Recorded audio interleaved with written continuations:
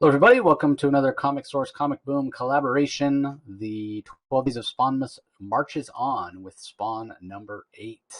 So, if you don't know what we're doing, we're talking about Spawn for 12 days in a row leading up to Christmas. This is a little sneak preview of what you're going to get in 2022, and Rocky and I are going to try to read a ton of Spawn.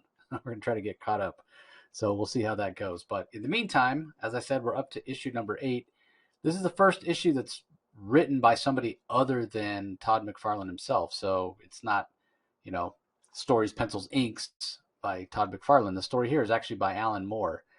Todd McFarlane is credited as the artist, Tom Orzechowski on letters, Steve Oliff on colors. And, I am sort of curious how much input McFarlane had into this story because, you figure Alan Moore, typically what he does, it's a little Morrison-esque, I guess you'd say. I mean, obviously, Alan Moore came a long time before Grant Morrison, but he Moore was always somebody who really mined the kind of the history of the character. So with somebody like Spawn, there's not really any history to mine. So did he? Obviously, he probably read the previous issues, but it dovetails in very well to what McFarlane was doing, but with a lot fewer words. So this is probably in terms of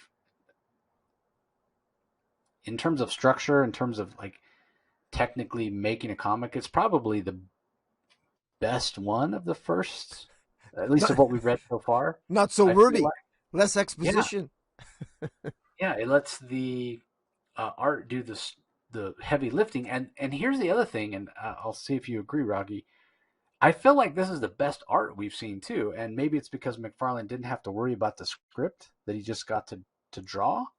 I feel like the art in this one, maybe it's McFarlane cutting loose because it's in this sort of, I don't know, dream afterworld kind of thing. This is many years before the Matrix, but it has a little bit of a Matrix feel in terms of the pods that people are growing in.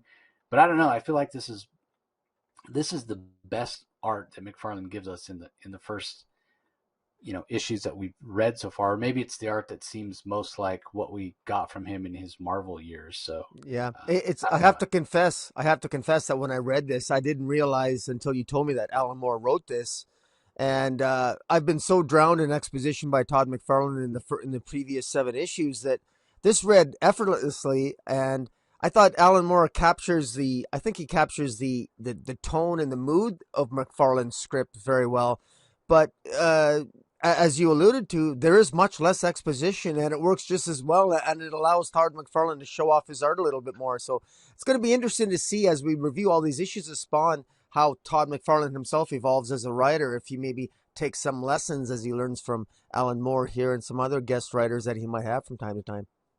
Yeah, issue 9's Neil Gaiman, Oh, and that's a whole other thing with the lawsuit and all that kind of thing. But anyway, issue 8, it starts off and we see this sort of shadowy form of Spawn, and somebody's talking, they're narrating the issue, talking about the worst thing that ever happened. And honestly, he doesn't think he's over what happened to him. He killed 27 kids and kept the bodies in the ice cream truck. And at that point, we know, well, this is Billy Kincaid that's sort of narrating here.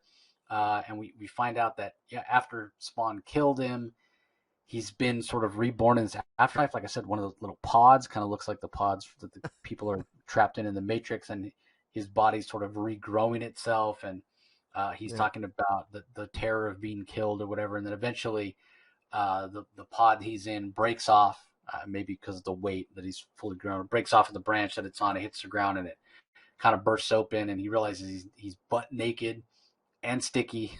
So he kills a lizard and takes his skin and gives him something to wear while he's in this place. And it isn't too long before he's, I guess, hatched. We'll say that he meets up with some other supposed survivors.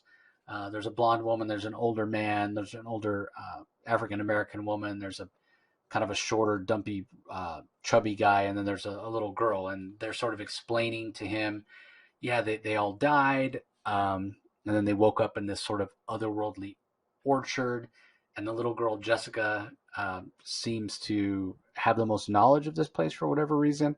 And of course, Billy's instantly attracted to her. Says, "My name's Billy Kincaid. Mr. Chili's my professional name." Um, what should we do since we're, all here? What's to do here but beyond just survive? And little girl Jessica's like, well, there's 10 deadlands, there's 10 spheres, one inside the other.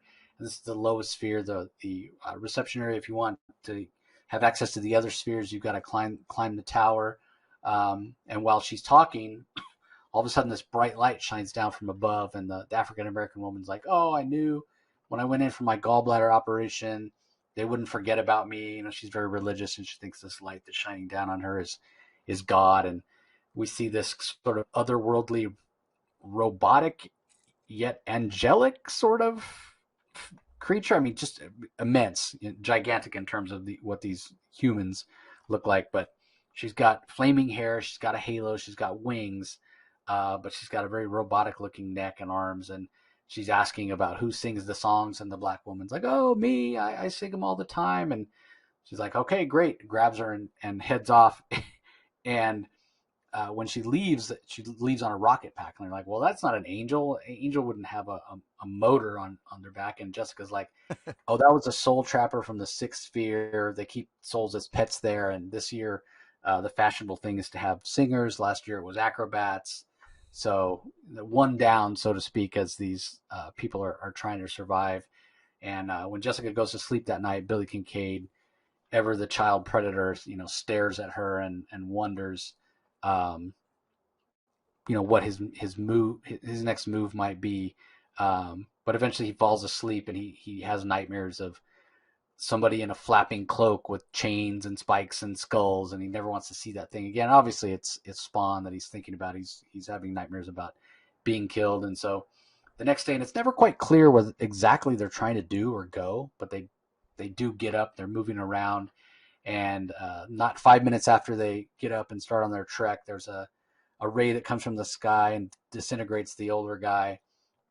And again, the little girl, Jessica, ever the know-it-all. Oh, that was a prime monad from the highest sphere, the 10th. They handpick souls to use as circuitry in the macro computer. You don't see that every day. Yeah. So your friend's lucky. The guy's name was Larry. Yeah. Yeah. Larry had a bad day.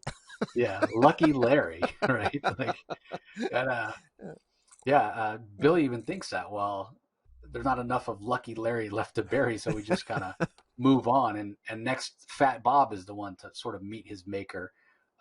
He loves Elvis, apparently, and so there's this other being who disguises itself as Elvis and ends up devouring Bob. And again, there's Jessica to explain it. Oh, that's a Thuggin med abuse from the fifth sphere. They get addicted to the drug rush of eating souls or snorting souls or ingesting souls in some way. So there goes Bob. He's the next one to get it. And then no sooner do we turn the page that the girl, Kimberly, that's what her name is.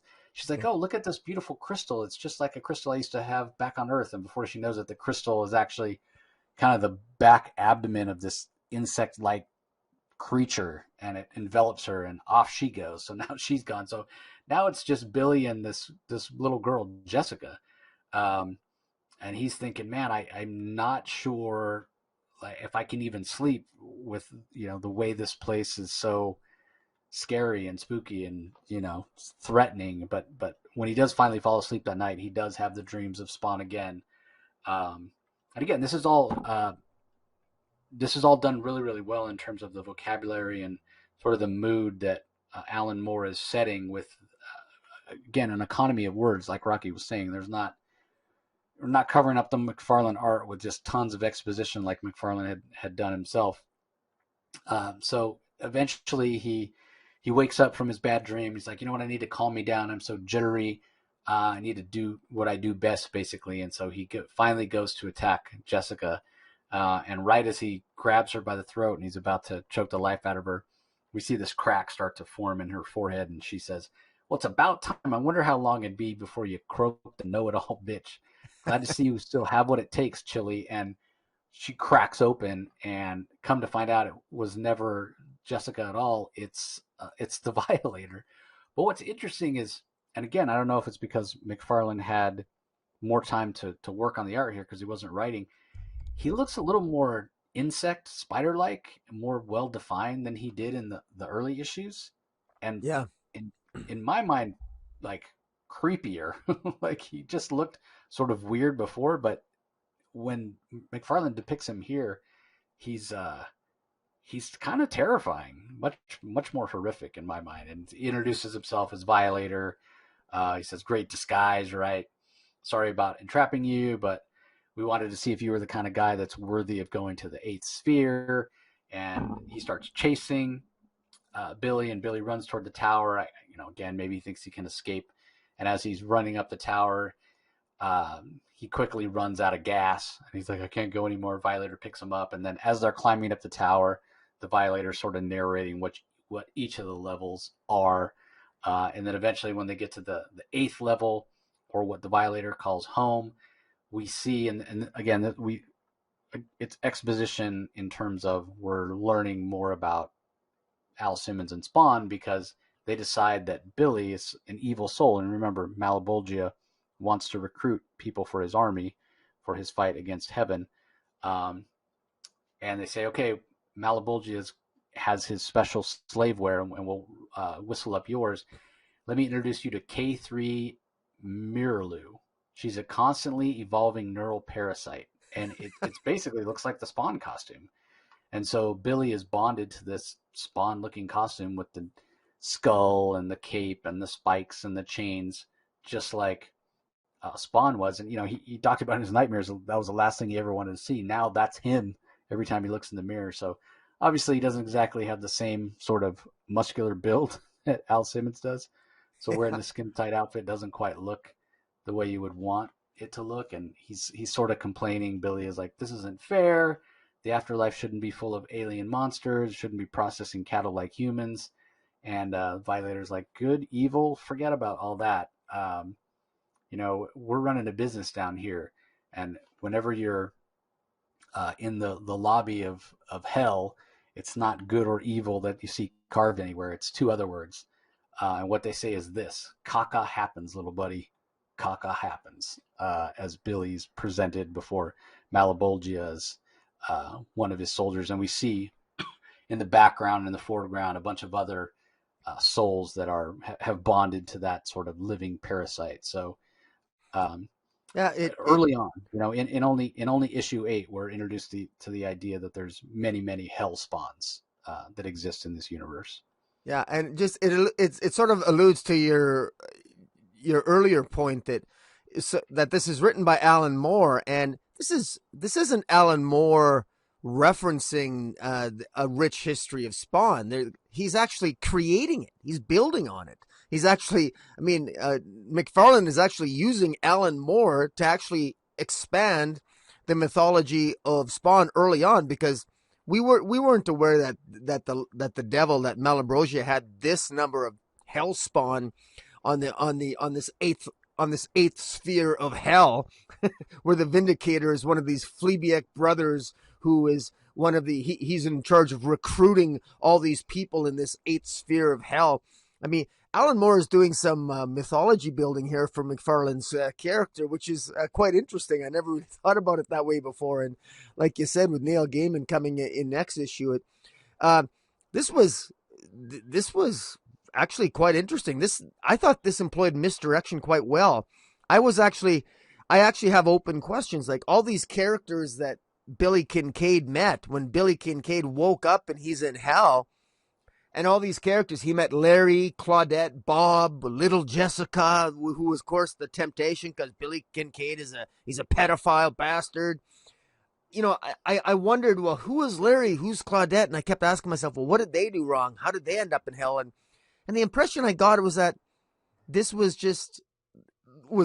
all just an illusion, some elaborate ruse, some elaborate hallucination that Billy Kincaid, it was just a mind game played by the Vindicator. That, at least that's what it appears like to me, and all just with the way of just sort of toying with him to play with his mind, and then at the end torture him some more before forcing this sick parasite on him, this K3 Miraloo, as you said, that basically turns him into a fat Spawn. So it's this is like I said, I think this is probably one of the more interesting issues This is one of the better ones, and as you said, the more conservative use of narration really helped that really helped this story being told, because it was a more conservative use of language, which allowed McFarlane to show off more of his art. Yeah, and I wonder. I mean, did McFarlane recruit Alan Moore and say just do whatever you want, or was it, Yeah. what was this a collaboration? Like, hey, I want to expand on this. The idea of Spawn, that there's many hellspawn. I mean, certainly we saw in McFarlane's early stories where he's, through Malebolgia, he's talking about having an army of millions and needing millions more. So yeah, I kind of wonder about that. But yeah, it's done very well, and yeah, there are a lot of open questions, but the story, whether it's an illusion, whether it's a purgatory afterlife where these people, maybe they weren't that bad, but they were just bad enough to end up there, or whatever.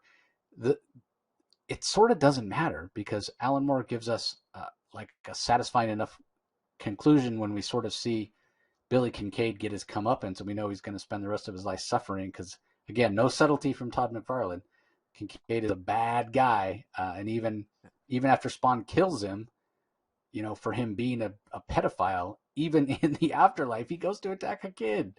Like, this is a guy who never will learn, and so yeah, Well, there's a sense of satisfaction in the ending that Billy Kincaid gets what's coming to him. and there's also a sense of ominous foreboding, because the question I have is, and I don't remember the answer to this, because I'm reading these stories, I feel, almost for the first time at this point, is, he's got this massive army. Why doesn't he attack the Earth? Like, why doesn't he go to the reality and attack reality? If he's got all these hellspawn, I don't know if I quite understand why is Al Simmons allowed to be spawned on Earth, and these spawns, all these hell spawns, are trapped in hell?